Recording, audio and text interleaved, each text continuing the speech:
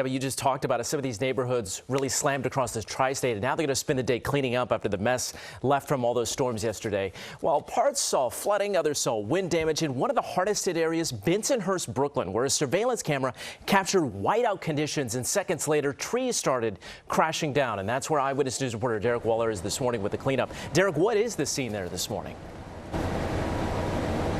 Mike, good morning. As Debbie just mentioned, we have a portion of Bay Ridge Parkway closed between 19th and 20th Avenues. That's actually about a block east of where we're standing. I'll show you behind me. We have this tree that actually snapped in half and narrowly missed these couple of houses here. This is on Bay Ridge Parkway at 20th Avenue. And check out some more video that we have this morning. This is home security camera video showing the rain and wind ripping up a backyard. That storm only lasted a few minutes from about 3:30 to 3:45 Tuesday, but it packed a punch with winds up to 70 miles an hour. The National Weather Service says it wasn't a tornado, but rather straight line winds, a microburst of energy, and those winds toppled trees all over Bensonhurst.